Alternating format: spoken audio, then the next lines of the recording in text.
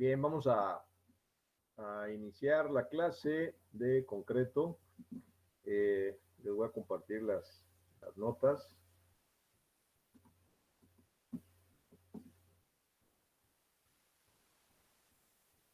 Y bueno, en este punto nos quedamos en la clase pasada. Nada más, me voy a regresar un poquito nada más para el contexto de lo que hicimos en la clase pasada, muy rápidamente. Lo último que hicimos fue, bueno, en la clase pasada terminamos un ejemplo que iniciamos en la anterior, y este ejemplo fue el diseño de una viga. Lo iniciamos aquí. Aquí fue el inicio. Diseñar por criterio de resistencia última, o el criterio plástico que estamos usando, la viga que se muestra. Y entonces fue una viga con 6 metros de claro, apoyos simples, carga uniformemente distribuida y 2 cargas concentradas. El concreto de 250, un F' de 250 y el acero de 4200. Entonces, diseñamos esta viga. Lo primero que hicimos, bueno, pues fue resolver el modelo, encontrando cuál es el momento flexionante que estaba actuando. Calculamos el momento último, propusimos dimensiones haciendo caso a estas fórmulas empíricas, que es importante recalcarlo, son empíricas. Esto es, cualquiera puede proponer las dimensiones que quiera, pero esto nos da una idea de cuáles pueden ser las dimensiones aproximadas para no estar haciendo tantos tanteos. Entonces, bueno, es con siguiendo estas reglas empíricas, propusimos las dimensiones, revisamos la viga con esas dimensiones propuestas, calculamos un refuerzo, vimos que quedaba la viga sobre reforzada, entonces tuvimos que cambiar las dimensiones, propusimos 5 centímetros menos de dimensión, no es cierto, 5 centímetros más de dimensión, aumentamos el concreto, y para que la viga ya no fuera sobre reforzada, sino resultara subreforzada, y así fue. Ya cayó el índice o el porcentaje de acero, cayó ya en medio del mínimo y del máximo, y entonces con eso calculamos el refuerzo y propusimos que fueran varillas.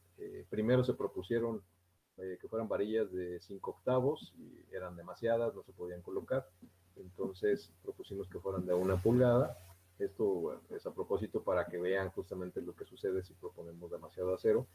Y, bueno, demasiado acero no, sino más bien demasiadas varillas. Finalmente la cantidad de acero que tenemos que poner es la que nos resulta, pero lo podemos hacer con varillas más gruesas y por lo tanto menor número. Y entonces, bueno, ya propusimos el armado de 3 varillas de 1 pulgada, que resultó adecuado para poderlas acomodar en el lecho bajo de la viga, que es donde las necesitamos para la tensión y para que pasara el concreto. Entonces, bueno, con esto pues queda diseñada la viga, excepto la parte de arriba, que como, bueno, es un momento nada más positivo. En teoría nada más necesitamos tensión, soportar tensión en la parte de abajo del concreto, y en la parte de arriba compresión. Entonces le ponemos el acero en la parte de abajo, esas 3 varillas de 1 pulgada en la parte de abajo, y en la parte de arriba colocamos nada más acero, le llamamos acero por temperatura. Teóricamente no lo necesitamos, pero lo calculamos con el índice de acero mínimo, y colocamos ese mínimo de acero en la parte de arriba, que nos sirve para poder armar la viga, y además sirve para evitar el agrietamiento. Aquí todavía no seguimos algunas otras reglas, después las vamos a mencionar, hablando precisamente del agrietamiento y del comportamiento de los elementos, que nos indican las normas técnicas. Y una regla, se las anticipo, es que no puede haber tanto concreto, tanta zona de concreto sin acero. En esta sección, por ejemplo, tenemos una sección de 60 centímetros de alto, por lo tanto, entre este acero y este acero hay más de 50 centímetros de distancia, ¿sí? Entre el acero superior y el acero inferior hay más de 50 centímetros de distancia en donde no hay acero. Las normas nos indican que no puede haber una distancia tan grande, y le tendríamos que poner también acero adicional aquí en el centro. Pero bueno, eso lo vamos a ver después. Aquí el punto es, pues, que cumplimos con la resistencia, ¿no?, de la viga. Esta viga que estamos proponiendo de 60 por 20, con este armado, 4 varillas de 3 octavos arriba y 3 varillas de 1 pulgada abajo, puede soportar perfectamente el momento flexionante que produce la viga, tal y como el modelo de la viga, tal y como está planteado aquí. Eh, me pasé. Es este. Entonces, para esta viga que tiene estas cargas de 3,5 toneladas, 3,5 toneladas puntuales, 6 metros de claro y una carga uniformemente distribuida, además de su peso propio, estamos proponiendo una viga de 60 por 20 con 3 varillas de 1 pulgada abajo, 4 varillas de 3 octavos arriba y puede soportar perfectamente. En un caso práctico, en un caso real, díganme, ¿en dónde se podrían encontrar una viga como esta? Porque aquí pues hablamos de la viga y la dibujamos aquí con una rayita y un triangulito de apoyo y un rodillito de apoyo y unas flechitas son las cargas y la carga distribuida pues nada más le ponemos ahí esa simbología, pero en la vida real esto, ¿qué podría ser? ¿O en dónde podría estar?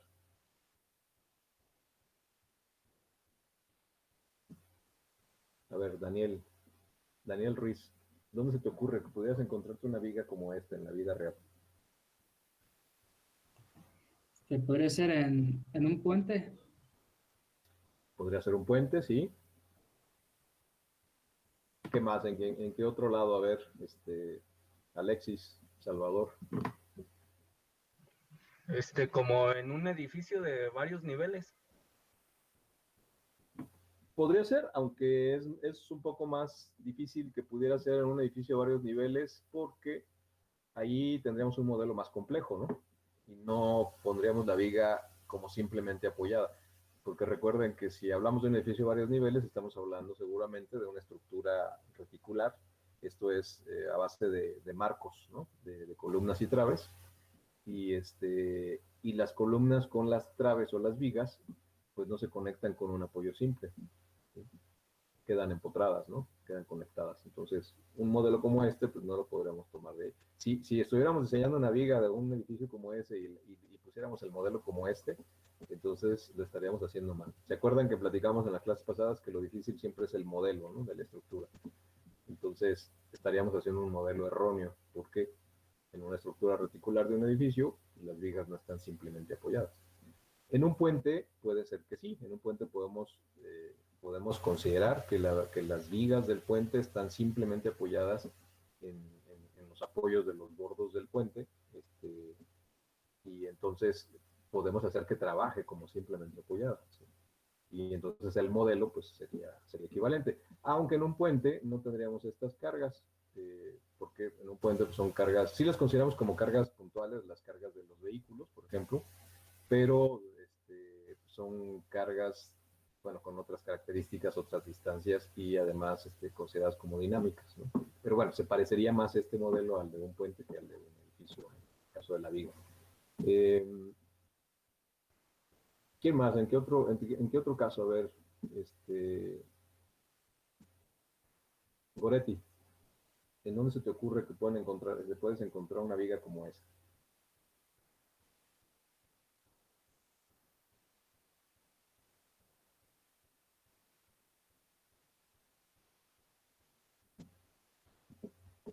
Bueno, Goretti no está. Eh,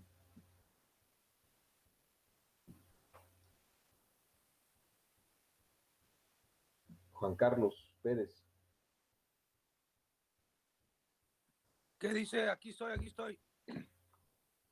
pues la misma pregunta. ¿En qué caso podrías encontrarte una viga como esta del ejemplo? Pues, pues como le dijo el primero, puede ser en un puente, ¿no? Un puente, ¿qué más podría ser? Este, mm, un, ¿qué será? ¿Una nave?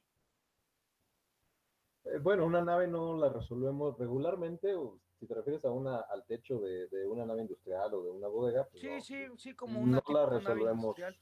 no la resolvemos generalmente con concreto, eso lo resolvemos con acero, ¿no? Y con una cubierta de acero ligera, con láminas y demás. No empleamos, o sea, no es común emplear vigas de concreto. Digo, sí se podría, claro, eh, pero bueno, a ver, atiendan observen el claro, son 6 metros nada más. Entonces, por eso la pregunta, ¿no? Nadie ha dicho, por ejemplo, que en una casa, una viga como esta sería muy común en una casa. Pues sí. Disculpe, A ver, ingeniero. ¿quién habló? A ver, Juan Carlos, si ya lo apagas. Yo, en una casa habitación así, por ejemplo, en el momento de construir las dalas de desplante, he visto que sobre la dala o sobre la viga ponen el castillo del segundo nivel. Entonces no se podría ni idealizar esos castillos como los apoyos puntuales. Sí, o sea, bueno, no son apoyos puntuales, son cargas puntuales, ¿no? Sí, en una viga podría ser, una viga como esta podría tener arriba unos muros, o sea, esas cargas puntuales podrían estar representando a unos muros, nada más que los muros no en el sentido longitudinal de la viga, sino transversal a la viga, ¿no? O sea, los muros saldrían en perpendiculares a la pantalla, ¿no? Y esos muros podrían estar ocasionando esas cargas puntuales. Pero puede haber muchas otras cosas que nosotros consideramos como carga puntual. No sé, por ejemplo, esta viga podría ser en la losa de azotea de una casa y entonces la carga distribuida de la viga podría ser el peso de la losa, por ejemplo, o sea, 2.5 toneladas por metro podría ser el peso de la losa que la viga está sosteniendo. Y las cargas puntuales, si esto fuera, por ejemplo, en la azotea, podrían ser un par de tinacos, por decir algo. Que bueno, aquí son 3.5 toneladas, serían unos tinacos muy grandes, pero bueno, podría suceder. Entonces, podríamos nosotros representar esas dos cargas puntuales como dos tinacos que están colocados ahí, o bueno, cualquier otro elemento que tuviera esa carga, ¿no? Ese peso.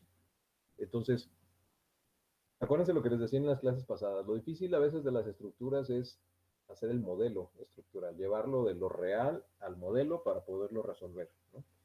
Y nosotros, como planteemos el modelo, pues así lo estamos resolviendo. Entonces, si ustedes la próxima vez que tengan que resolver o alguien les diga, a ver, oye, dime de qué tamaño tengo que hacer una viga de concreto para que soporte esta losa, porque tengo un claro muy grande arriba y le quiero poner esta viga apoyada. ¿Los apoyos qué serían? Pues serían los muros, por ejemplo, ¿no? Entonces, quiero poner una viga ahí para sostener, o es necesario colocar una viga para sostener la losa, y porque además arriba tiene le puse unos tinacos, ¿no? Digo, a lo mejor no repito, no de 3.5 toneladas, pero sí de 2 toneladas o de tonelada y media, que es los tinacos comunes de una casa, los más grandes son de 1100 litros, entonces es una tonelada, 1.1 toneladas, más el peso del tinaco. Entonces, bueno, alguien puede decir, me preocupa porque estoy poniendo ahí dos tinacos, ¿no? Entonces, ok, no, sí, pues hay que ponerle la viga para que le ayude a la losa, la losa no sea la que soporte toda la carga del agua, y entonces, ok, pues diseñala, ¿no? Entonces, hacemos el modelo y lo hacemos como este. Los apoyos son los muros, 6 metros de claro, y vamos a diseñar la viga para que le ayude a la losa a sostener esta carga distribuida, que es el peso de la losa en sí, y además esas dos cargas puntuales que, repito, podrían ser tinacos o podría ser cualquier otra cosa. Entonces, así es como de lo real lo llevamos al modelo. Y entonces ya tenemos el modelo y ese es el que resolvemos. Y finalmente, a quien nos lo está preguntando, al cliente, ¿no? Le decimos, ok, vas a poner una viga, el resultado ya final del diseño, pues vas a poner una viga de concreto de 60 centímetros de peralte, de 20 de ancho, y con 4 varillas de 3/8 arriba y 3 varillas de 1 pulgada abajo. Entonces, ya le están dando la solución, ¿no? Así es como se diseña los elementos de concreto. O sea, finalmente esto es lo que tenemos que hacer en el diseño. Decir de qué tamaño, decir de qué calidad de concreto y ponerle el armado que necesita. Todavía no acabamos porque nos falta el armado por cortante y etcétera, ¿no? Pero va. Este ejemplo completo, o casi completo, pues nos ejemplifica qué es la manera en que diseñamos un elemento de concreto. Hasta aquí ustedes no habían, en ninguna de las clases anteriores, ya les habían dado ideas y todo, pero hasta aquí no habían diseñado realmente un elemento de concreto. Quiero suponer que no sabían bien cómo se cuantificaba el acero, cómo se decidía colocarle cuánto acero y cómo, ¿no? Entonces, esta es la manera en que se diseña. Y así como diseñamos estas vigas, digo, con un comportamiento diferente y formas distintas, Así también en el semestre que viene van a aprender a diseñar columnas. El comportamiento y la teoría del concreto reforzado pues, es la misma, para una viga que para una columna, muy parecida. Las columnas tienen un comportamiento un poquito más complicado, ¿no? Porque la flexión puede ocurrir en dos sentidos, aparte de que tiene una compresión más alta, y el cortante también suele ser más alto, pero finalmente es un elemento de concreto reforzado que se comporta, o sea, son los mismos materiales, entonces la sección se comporta muy parecida. Y la parte teórica es la misma, nada más, repito, con las complicaciones de los esfuerzos. Pero finalmente, ¿cómo diseñamos una columna? Pues también igual, ateniéndonos a este comportamiento, y entonces decidimos al final, la columna tiene que ser de tal dimensión por tal dimensión y con tal armado. Y en eso consiste el diseño. Digo, no sé a ustedes, pero a mí me emocionó mucho cuando lo vi cuando estaba estudiando la carrera de ingeniería, y en el cuarto, no, en el tercer año igual que ustedes. No, ustedes ya están en cuarto, ¿verdad? Séptimo semestre. Bueno, ya no recuerdo si fue en el tercer año o en el cuarto, cuando llevé mi clase de concreto justamente. Eh, a mí me emocionó mucho enterarme o saber, ¿no? Saber cómo se diseñaba un elemento de concreto, porque además lo vemos en la práctica, allá todos los días, en las construcciones y demás, pero a veces no tenemos idea, ¿no? De lo importante que es el diseño. Y también a veces nos damos cuenta de cuánta gente, sobre todo los albañiles, que no tienen mucho conocimiento, no tienen conocimiento de esto más bien, pero que lo hacen porque así lo ven.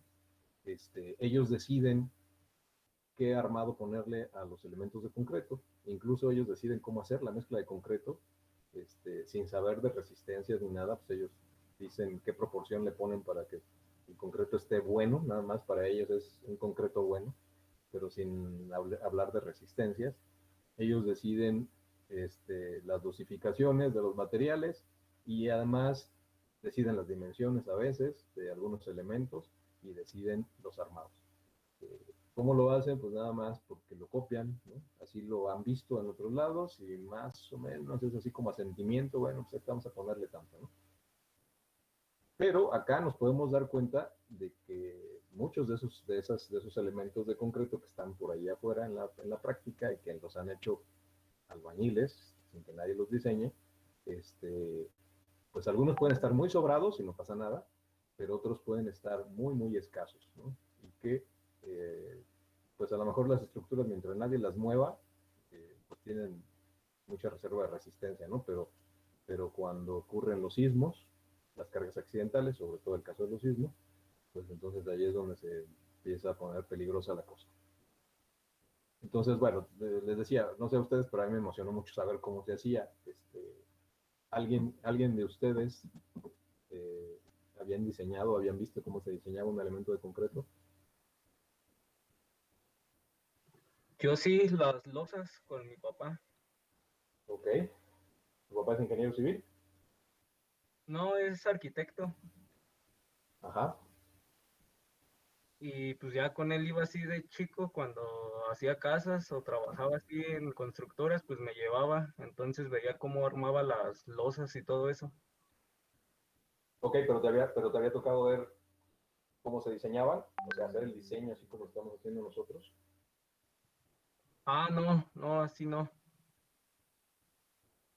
Sí, o sea, tal vez lo veías tú allá en la práctica, ¿no? Cómo se hacían los armados y todo, pero siguiendo ya un plano estructural, eh, que, que, bueno, en arquitectura llevan esta materia también, la llevan muy superficial, este, pero, y bueno, y todas las materias de estructura las llevan muy superficiales, porque pues no es su área principal, ¿no? Los arquitectos se dedican a otras cosas diferentes, un poco diferentes a las de nosotros, y bueno, llevan estas materias más superficialmente porque pues, tienen que estar enterados, ¿no? Pero pues no es lo suyo. Entonces, bueno, acá a nosotros nos preocupa toda esta parte de la seguridad y de la resistencia, y es en lo que a lo que nos enfocamos más cuando hablamos, por ejemplo, de casos como este de edificación. Entonces, bueno, eso fue lo que vimos, el ejemplo que vimos hasta la clase pasada. Ahora, en esos ejemplos que vimos, eh, si se acuerdan, tuvimos que resolver una ecuación cuadrática para encontrar la relación de acero, el índice de acero. Sin embargo, no es la única manera de hacerlo. Lo podemos hacer resolviendo la ecuación cuadrática. No sé si se acuerden. Déjenme me regreso a donde está esa parte.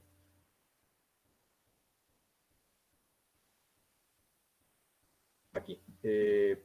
Cuando igualamos el momento resistente al momento último, de aquí entonces resolvemos, se nos convierte esto en una ecuación cuadrática, que es esta, y entonces la resolvemos y obtenemos las dos raíces, ¿no? Y nos quedamos con una de ellas, la menor a la unidad, y entonces con eso calculamos el índice de acero.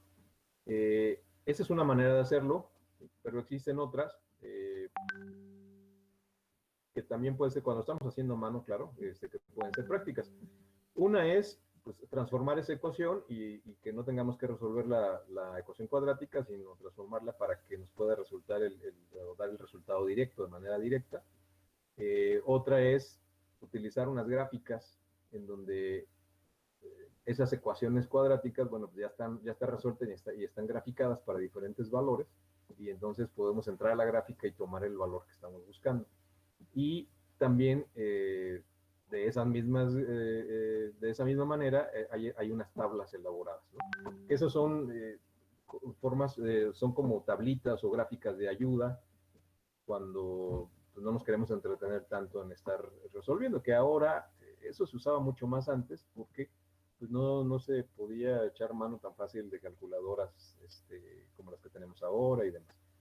Ahora realmente resolver una ecuación cuadrática pues es muy sencilla, muy rápido, ¿no? Muchas calculadoras científicas ya la tienen ahí programada, entonces nada más le ponemos valores y nos da el resultado. Antes no era así, entonces por eso algunas publicaciones, algunos libros traen gráficas o traen tablas para la ayuda, ¿no? Y es el caso del libro, de uno de los libros que les puse en la bibliografía, el caso del libro de aspectos fundamentales de concreto reforzado de González Cuevas. En el apéndice A, en la página 737 del libro, aparece por ahí una gráfica de ayuda, justamente. Y esa gráfica de ayuda es para encontrar o conocer cuál es el índice de acero que podemos tomar para un cierto valor, ciertos valores de momento. Entonces entramos, y bueno, la gráfica está así vertical, pero bueno, la podemos ver. Entramos en el eje de las ordenadas, entramos con el valor del momento dividido entre las dimensiones de la viga y multiplicados por el F'(c). Entonces, este valor, pues nosotros lo conocemos, entonces entramos con él aquí, tomamos la lectura de la gráfica que corresponda, dependiendo de la expresión con la que calculamos el momento, y entonces bajamos acá al valor que corresponde del índice de acero, que es omega o Q, depende de la letra que estemos usando, ¿no? Entonces, tomar la lectura de aquí es el equivalente a resolver la ecuación cuadrática, ¿no? Y tener la raíz de la ecuación. Y la otra forma es una tabla. Aquí en el mismo apéndice, bueno, perdón, en el mismo libro, en el apéndice B, en la página 740, empieza unas tablas en donde están tabulados los valores. Entonces, para un acero de 4200, un concreto de 200, que esto nos da, con estas dos cantidades nos da, o estos dos valores del acero y del concreto, nos da un índice de acero balanceado de 0.0168 o lo que es lo mismo, 1.618%. Y entonces, si tenemos esas dos calidades de materiales, bueno, pues usamos esta tabla. En el ejemplo que nosotros hicimos no es ese, es esta siguiente tabla, donde el acero es de 4200 y el concreto es de 250. Y se acuerdan que el índice de acero balanceado nos salió de 0.02022, que es el 2.02%. ¿Sí? Entonces, esta es la tabla que usaríamos en el ejemplo. Y entramos con este valor, con el valor del momento último entre el ancho por el peralte al cuadrado. Entonces, podemos hacer esta operación y aquí buscamos el número y el que más o menos coincida. No vamos a encontrar uno exacto, pero entonces tomamos el más aproximado y entonces tomamos el valor aproximado del índice de acero. Repito otra vez, esto es el equivalente a resolver la ecuación cuadrática y tomar. ¿Qué ventajas tiene que resolvamos la ecuación cuadrática? Pues que tenemos el valor exacto, ¿no? Si lo tomamos aquí en las tablas para rápido, pues estamos tomando un valor aproximado. O a menos de que tomemos los dos valores que están, si tenemos un valor que está intermedio entre estos dos, bueno, pues tendríamos que tomar estos dos valores y luego interpolar, ¿no? Sacar una regla de 3. Aunque eso de todos modos es aproximado porque la gráfica de esa expresión pues no es lineal, ¿no? Es una curva. El primer tramo casi es recto, pero luego ya se va curvando, ¿no? Entonces, interpolar aquí linealmente, o lo que es lo mismo una regla de 3, pues tendría un margen también de error, ¿no? Pero bueno, se vale, o sea, si no queremos entretenernos mucho, bueno, pues se vale tomar este valor aproximado.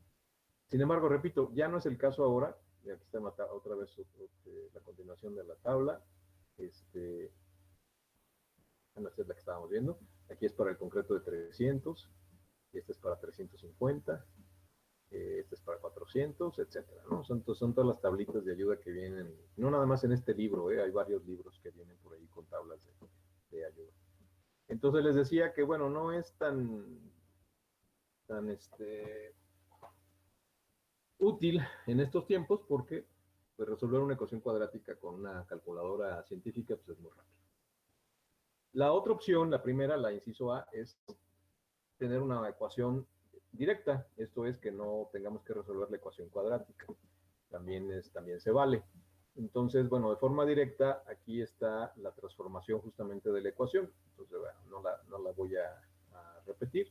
Simplemente aquí está un poco de álgebra para transformarla. Y entonces, la ecuación directa nos queda así. O sea, la ecuación ya para obtener el índice de acero directamente nos queda de esta manera. Entonces, intervienen el FB'C, el FY, el momento resistente, y las dimensiones, el factor de reducción y las dimensiones de la viga que estamos proponiendo, a la cual le queremos calcular el índice de acero. Entonces, con esta expresión, pues podemos encontrar el valor del porcentaje de acero directo, sin resolver la ecuación, ya está aquí implícita la resolución. Entonces, lo podemos hacer de la forma que ustedes quieran. Como lo hicimos en el ejemplo, resolviendo la ecuación, lo pueden hacer de forma directa, lo pueden hacer leyendo de la gráfica, de alguna gráfica de apoyo, ya sea de este libro o de cualquier otro, o usando tablas, ¿no? de valores, que todos estos métodos, estos dos últimos métodos, pues serían aproximados.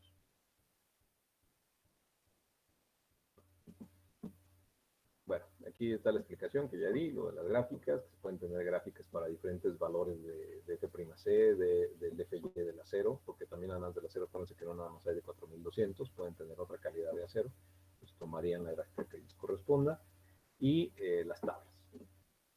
¿Alguna pregunta hasta aquí? ¿Duda? Ingeniero, ¿Sí?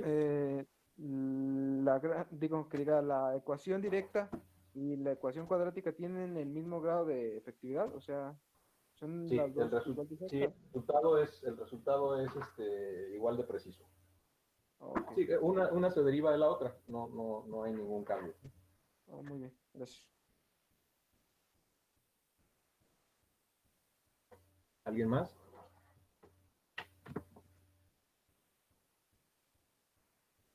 Bueno, si no hay más dudas ni preguntas, entonces vamos a continuar con un ejemplo más.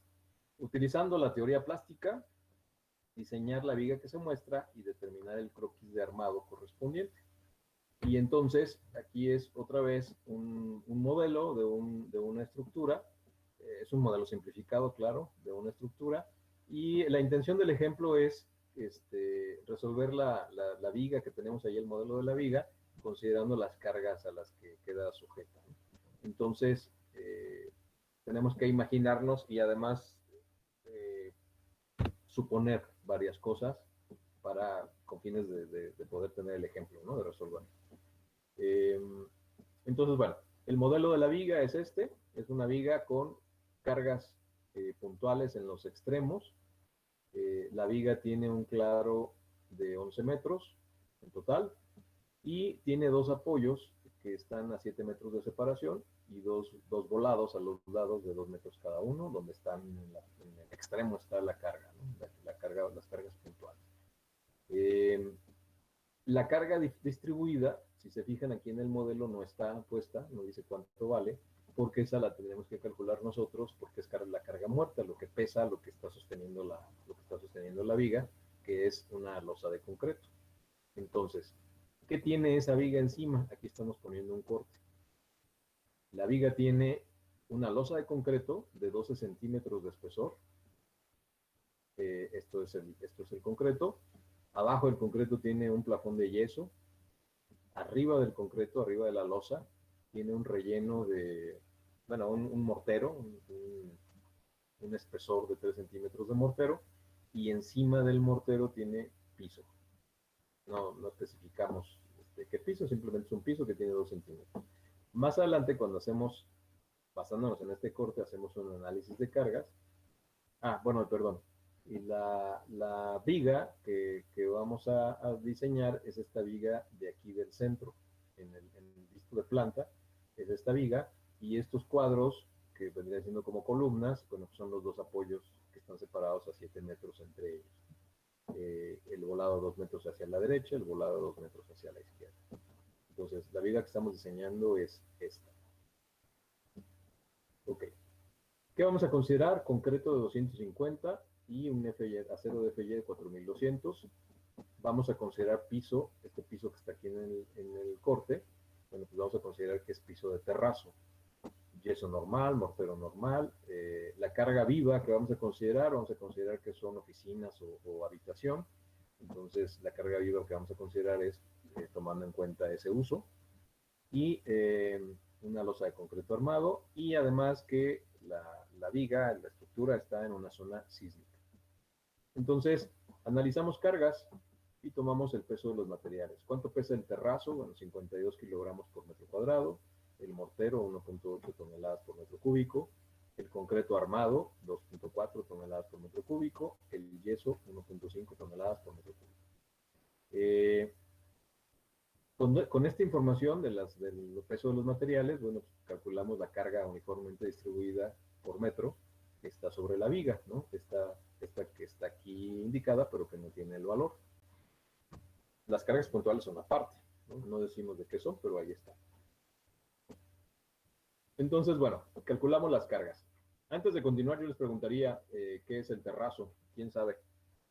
Aprovechando, cuando estamos hablando de materiales, siempre aprovecho para que los identifiquen.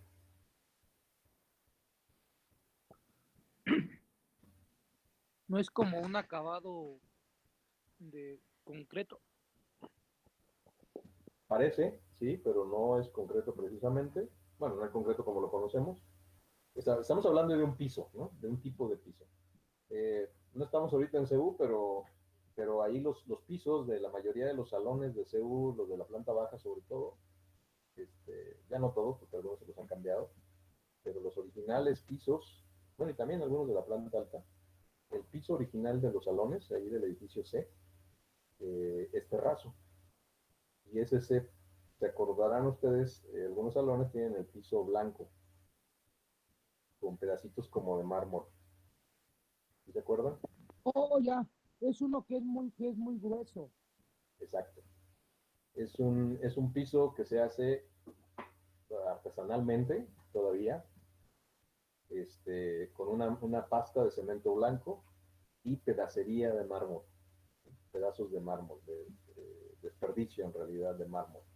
Entonces, se meten unos moldes, el cemento blanco con la pedacería de mármol, se deja fraguar y pues ya salen las piezas, ¿no? Con cierto espesor.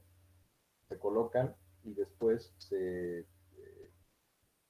una parte ya se colocan en donde van pegadas, en este caso en la losa, o si es un firme, pues en el firme, y se pegan con un mortero. Aquí no se usa el que conocemos como pegapiso, sino se usa mortero, cemento. Y una vez que ya está colocado, se devasta, esto es, se rebaja, ¿no? Con una máquina que es que tiene un disco, como una especie de lija gigante, y se rebaja todo el piso parejo hasta dejarlo todo uniforme, que no queden brincos entre una pieza y otra. Las juntas se rellenan con cemento blanco, se juntea con cemento blanco y después se pule y queda pues muy blanco y muy brillante. Y ese piso de terrazo es un tipo de piso que se usaba muchísimo hace ya más de 25 o 30 años. Ya se usa poco, porque ahora los pisos de cerámica pues, son mucho más baratos y más fáciles de colocar y demás. Entonces, pues ya son los que se usan. Pero antes se usaba mucho el piso de terrazo y era muy durable. Es tan durable que ustedes lo pueden ver ahí en los edificios de CU y en muchos otros lugares. Y es un piso que ya tiene más de 40 años y ahí sigue, ¿no? Y además tiene la ventaja de que se puede restaurar. Los pisos de losetas cerámicas, los de ahora, no se pueden restaurar. Si un piso de losetas cerámicas se desgasta o se rompe, lo tenemos que levantar, quitarlo y poner uno nuevo, ¿no? El terrazo se puede reparar, porque como está hecho con cemento blanco, pues si se agrieta o se mancha o se pone ya feo, se puede raspar otra vez, porque es muy grueso, entonces no importa que le raspemos otro milímetro, le quitamos todo lo feo de arriba, le volvemos a poner cemento blanco y luego lo pulimos, queda de nuevo, queda como si estuviera nuevo, ¿no? Como si estuviera recién colocado y puede volver a durar otros años. Eso es lo que ha sucedido en los pisos en Ciudad Universitaria. Se han estado restaurando muchas veces y ahí están todavía, ¿no? Que sí se ven ya sucios y eso, pero eso ya es por otra cosa, ¿no? Ya hemos visto cómo los limpian. Pero bueno, sin embargo ya casi no se usa porque es muy pesado. Fíjense cuánto pesa, 52 kilos por metro cuadrado. Un piso de loseta cerámica es pesado, pero no tanto. Y además es muy caro, porque se hace de manera artesanal, ¿no? Entonces, es mucho más caro que un piso de loseta cerámica. Bueno, eso fue entre paréntesis, un asunto de material. Entonces, bueno, estos son los materiales y podemos hacer el análisis de carga. Entonces lo hacemos. El análisis de cargas, piso de terrazo, 52 kilos por metro. Mortero, el mortero lo tenemos en toneladas por metro cúbico, lo convertimos también a kilogramos por metro cuadrado. Esto es pues, multiplicando el mortero que cabe en un cuadro de 1 metro por 1 metro, o sea, en 1 metro cuadrado, su espesor y su peso, ¿no? Por metro cúbico. Y entonces nos da estos 288 kilos. El concreto, lo mismo, la misma historia, y el yeso, ¿no? Eso los tenemos en toneladas por metro cúbico, los convertimos a kilogramos por metro cuadrado. Y tenemos entonces la sumatoria de cargas de 424 kilogramos por metro cuadrado. Esto es el terrazo, el mortero, el concreto y el yeso. Luego tomamos, eso es la carga muerta. La carga viva. Disculpe, ingeniero. Sí, dime. Cuando en nuestro curso de introducción al diseño estructural, el ingeniero nos enseñó que tenemos que agregar 40 kilogramos por metro cuadrado a losas que se colocan en sitio, según las normas. ¿Esto también pasaría aquí o no? Sí, esa es una carga adicional, es una carga viva adicional. Nosotros no la estamos especificando, digo, aquí va para allá justamente, a la carga viva del reglamento. Y en algunos reglamentos, no en todos, lo que les explicaba, depende del reglamento que estén usando. Sí, hay cargas vivas adicionales o cargas adicionales. ¿Qué son esas cargas adicionales? Son cargas que el reglamento nos indica para prever, ¿no? Prever variaciones. Sobre todo lo que prevemos son variaciones en los pesos, ¿no? En la carga. Entonces la consideramos en el cálculo para prever esa variación. Sí, algunos reglamentos la ponen. Aquí no la estamos indicando, pero bueno, qué bueno que lo mencionaste. Dependiendo del reglamento que estén usando y de las normas, pues la colocan la que indiquen, ¿no? Está bien. Gracias. De nada. Entonces, bueno, decíamos cargas muertas, estas son las calculadas, cargas vivas, tomamos del reglamento. ¿Se acuerdan que dijimos que el uso iba a ser oficinas o casa habitación? Bueno, del reglamento, ¿no? 250 kilogramos por metro cuadrado es lo que nos indican una carga viva o la que les indiquen de cargas vivas en el reglamento que estén usando. Y entonces la sumamos, 674 kilos por metro cuadrado o 0.674 toneladas por metro cuadrado. La carga uniformemente distribuida por metro lineal en la viga, pues esta la calculamos con esta carga que acabamos de calcular por metro cuadrado, la multiplicamos por el ancho tributario. ¿Cuál es el ancho tributario de la viga? ¿Quién me puede decir?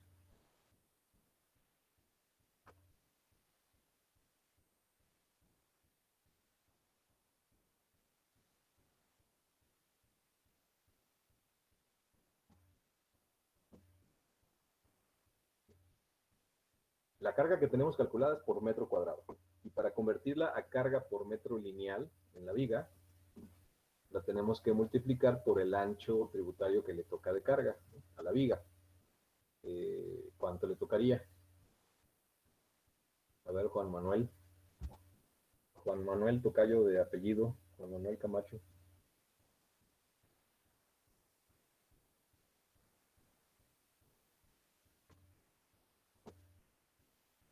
¿Dónde está Juan Manuel? Ya se Sí, despertó. me repite la pregunta, por favor, ingeniero. ¿Cuál es el ancho tributario de la viga esta que estamos diseñando? El ancho tributario de carga.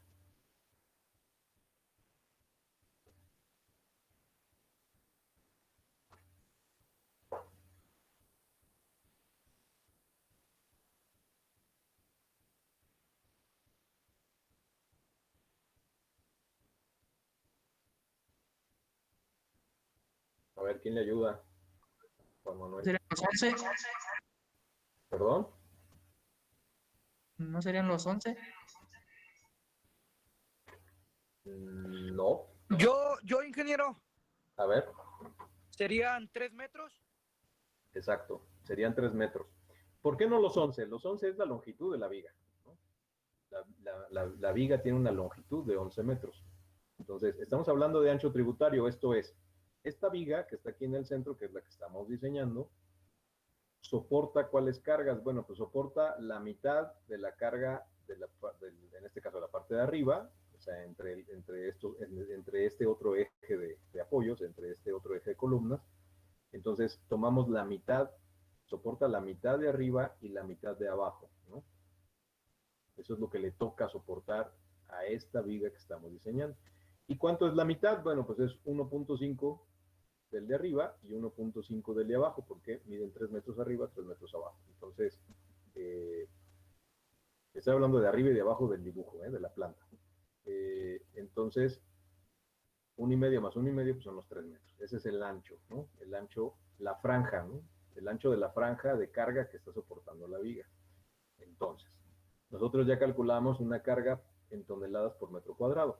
La carga distribuida que necesitamos conocer, que es la carga distribuida que va a ir aquí, ¿no?, que vamos a considerar aquí en la viga, pues es esta carga de 0.674 toneladas por metro cuadrado, multiplicada por los 3 metros de ancho, del ancho tributario. Y entonces tendríamos una carga de 2.022 toneladas por metro.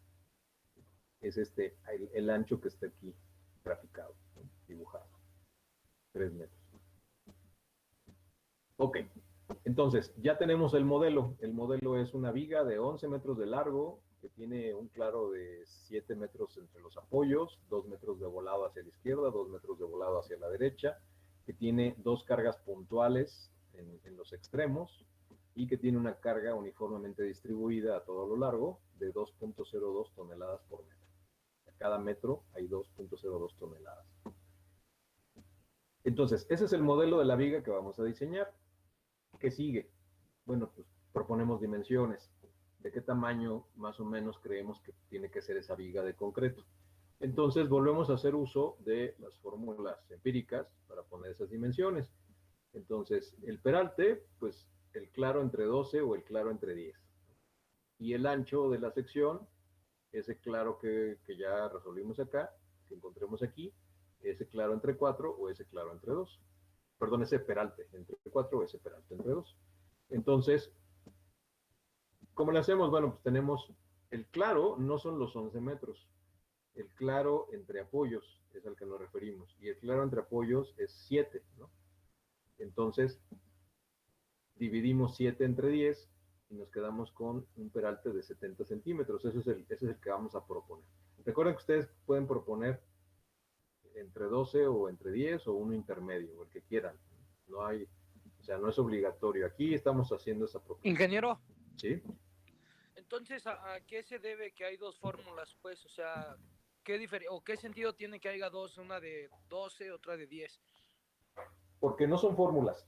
Acuérdense que estamos diciendo desde el principio que son expresiones empíricas de aproximación. O sea, nada más nos ayudan para aproximarnos y hacer una propuesta. Si alguien no quiere usarlas, no las usa y simplemente dice, alguien que ya tiene mucha experiencia, pues a lo mejor dice, ok, es una viga con esas cargas y ese claro, pues yo voy a proponer que sea de 80 centímetros. ¿No? Y la propones. Apenas es una propuesta. Esa propuesta la vamos a revisar y vamos a encontrar cuál es el armado y si es suficiente para el armado y si es suficiente para resistir el momento que tiene que resistir. Si no lo es, entonces ya me tengo que regresar y proponer a lo mejor más de 80 o a lo mejor menos de 80. ¿Sí? O sea, acuérdense que esto es por tanteos, ¿no? Entonces, estas expresiones empíricas nos ayudan a que nos aproximemos más rápido a la solución para no hacer tantos tanteos. Porque alguien, si no tuviéramos esto y no lo hubiéramos mencionado desde el principio, yo les hubiera preguntado, ok, ¿de cuánto se les ocurre el peralte de la viga? Y no faltaría que alguien me diga, no, pues yo creo que son cargas muy grandes y el claro está muy grande, 7 metros, pues yo propongo una viga de 1 metro, ¿no? de peralte. O alguien puede decir, no, pues yo he visto, ¿no? que en un claro de esos, yo he visto las vigas de concreto, y yo como que las he visto como de 40 centímetros nada más. Entonces alguien podría haber propuesto que el peralte fuera de 40. O sea, ¿qué pasaría? Bueno, revisaríamos, y entonces ya después de revisar los cálculos nos daríamos cuenta de que ese peralte fue muy chico, o que el peralte de 1 metro fue muy grande. Y nos tendríamos que regresar y hacer otro tanteo, ¿no? Entonces, de todos modos, llegaríamos a la solución, pero puede ser que nos tardaríamos más haciendo 3, 4, 5 propuestas distintas hasta que le atináramos, ¿no? Entonces, estas expresiones lo que hacen es que nos dan una idea nada más de aproximación, ¿no? Entonces, bueno, estamos proponiendo el claro entre 10, 70 entre 10, son 7 metros entre 10, 70 centímetros. Y el ancho de 25. Estos 70 nos dan una idea de cuánto podemos proponer el ancho. Si lo dividimos entre 4, ¿cuánto les da? 70 entre 4.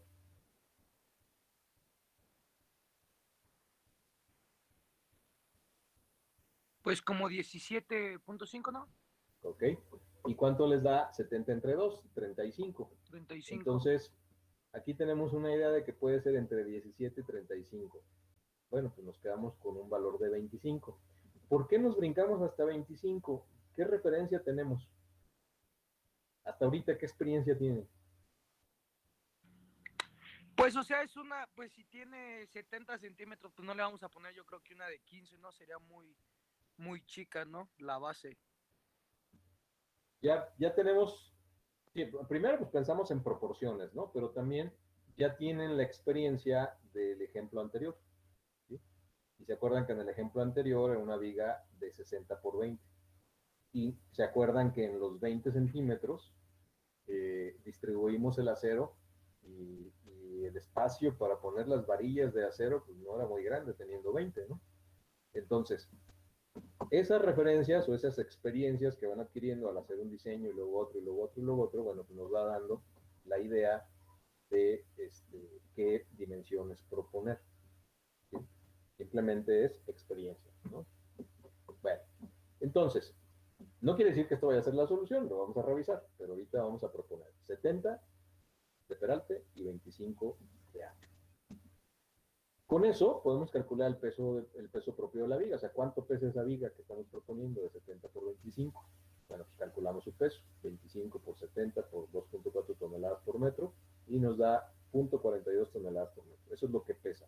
Eso se lo sumamos a las 2.02 toneladas que calculamos acá de las cargas del yeso, del piso, de la losa, etcétera, y le sumamos pues el peso de la viga. Y entonces tenemos un total de carga de 2.442.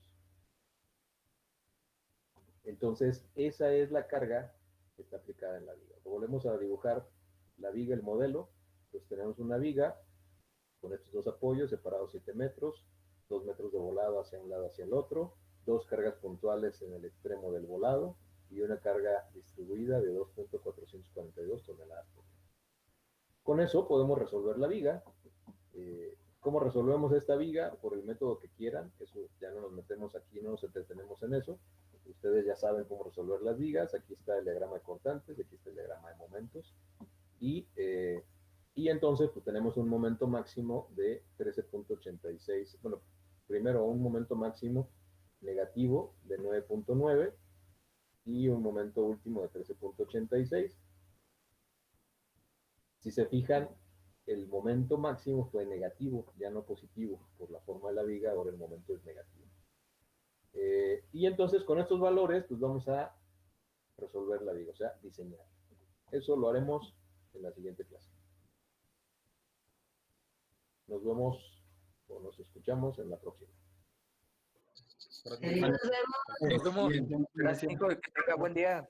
Igualmente, nos vemos.